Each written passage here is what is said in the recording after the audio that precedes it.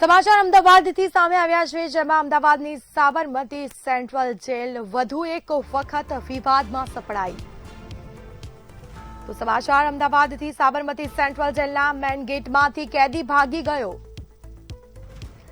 હત્યા અને પોક્સોનો જે સજા ભોગવી રહેલો પાકા કામનો કેદી થયો ફરાર. પાકા કામનો કેદી બડા ચક્કરમાં કેદ હતો. તો આપણી સાથે સંવાદદાતા કિંજલ બોરીસા લાઈવ જોડાઈ ચૂક્યા છે. જે કિંજલ, અમદાવાદની સાબરમતી સેન્ટ્રલ જેલ વિવાદમાં આવી છે, કેદી ભાગી ગયો છે, શું છે વિગતો?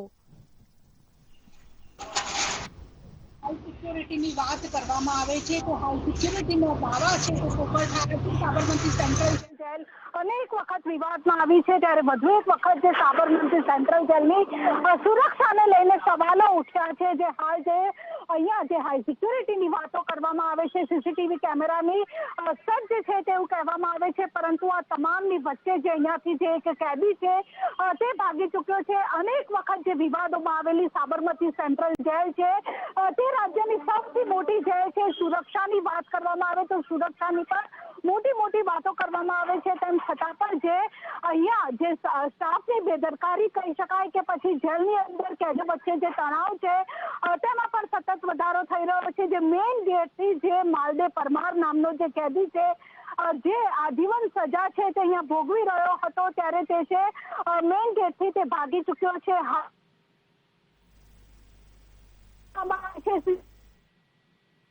પરંતુ કેદી જેલની અંદરથી ભાગ્યો કઈ રીતે, સુરક્ષાની ઉપર સૌથી મોટા સવાલ ઉઠી રહ્યા છે. કારણ કે કરોડો રૂપિયાનો ખર્ચો છે તે જેલ સિક્યુરિટી પાછળ કરવામાં આવે છે. 24 કલાક અહીંયા જે પોલીસ જવાનો છે તે પર તૈનાત રાખવામાં આવે છે, પરંતુ આ સુરક્ષામાં સૌથી મોટા ચેડા કહી શકાય. સુરક્ષાના નામે અહીંયા મીંડું હોય તેવું લાગી રહ્યું છે. કારણ કે અનેક વખત જે કેદીઓની જે સુરક્ષાને લઈને જે સેન્ટ્રલ જેલની અંદર જે સવાલો છે તે ઉઠી રહ્યા છે, ત્યારે જે ગઈકાલે જે કેદી છે તે ફરાર થઈ ચૂક્યો છે. ત્યારે હવે અત્યારે જે પોલીસ છે તે પોલીસ રાણી પોલીસ સ્ટેશનમાં ગુનો નોંધવામાં આવ્યો છે, પરંતુ તે બડાચક્કરની અંદર જે યાર્ડ નંબર 4 માં માલદે પરમાર નામનો જે કેદી છે તે સજા ભોગવી રહ્યો હતો. આજીવન કેદની તેને સજા મળી હતી, પરંતુ તે કઈ રીતે અહીંયાથી આટલી હાઈ સિક્યોરિટી અહીંયા સાબરમતી સેન્ટ્રલ જેલમાં રાખવામાં આવી છે.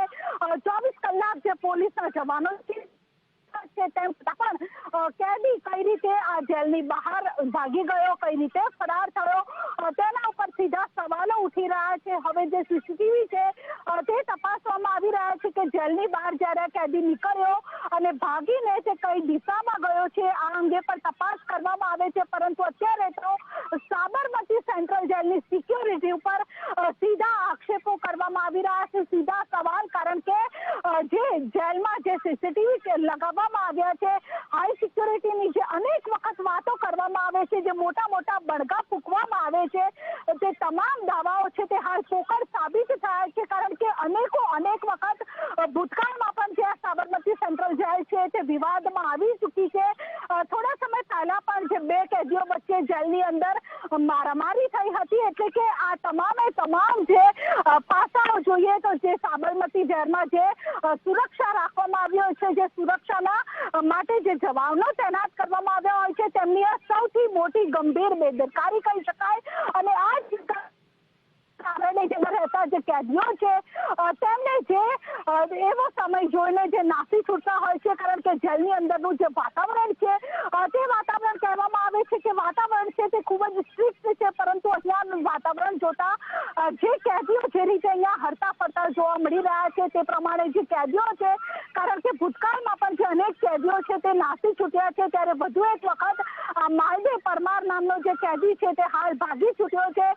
ત્યારે હવે પોલીસ છે તે આ કેદીને ફરી વખત ક્યારે પકડમાં લે છે તે પણ જોવાનું રહેશે. અને હાઈ સિક્યોરિટીની જે વાતો કરવામાં આવે છે કે જેલની અંદર હાઈ સિક્યોરિટી છે, અરે સાહેબ કઈ રીતે તમે આ રીતે સુરક્ષા કરશો કે આ રીતે જે રાજ્યમાં જે ગુનાહિત પ્રવૃત્તિમાં સતત વધારો થઈ રહ્યો છે, જે ગુનાહિત ઇતિહાસ ધરાવતા મોટા કેદીઓ છે તે અહીંયા આ જેલમાં રહી રહ્યા છે, તેમ છતાં પણ સુરક્ષાના નામે અહીંયા મીંડું છે.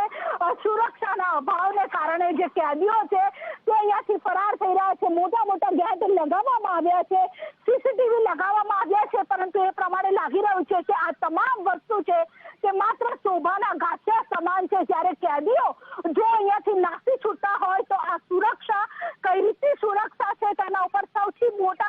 છે તે હાલ ઉઠી રહ્યા છે કે સાબરમતી જેલમાં એવી તો કઈ સુરક્ષા છે અને એવી કઈ સુરક્ષા હેઠળ જે કેદીઓ છે તે અહીંયાથી રીતસરના ભાગી જાય છે અને અહીંયા આટલી મોટી સુરક્ષા જડબે સલાક સુરક્ષા કહેવામાં આવે છે કે જ્યારે તમે અંદર જાઓ તો તમને તપાસ જી કિંજલ, બહાર જાઓ તો તમને તમારું નામ છે તે નોંધવામાં આવે, તેમ છતાં પણ આટલી હાઈ સિક્યુરિટીની વચ્ચેથી પણ કેદી છે તે હાલ ફરાર થઈ ગયો છે. હવે પોલીસ છે તે તેને ક્યારે શોધે છે તેના ઉપર હજુ પણ લટકતી તલવાર છે. જી બિલકુલથી જાણકારી આપવા બદલ આપનો આભાર.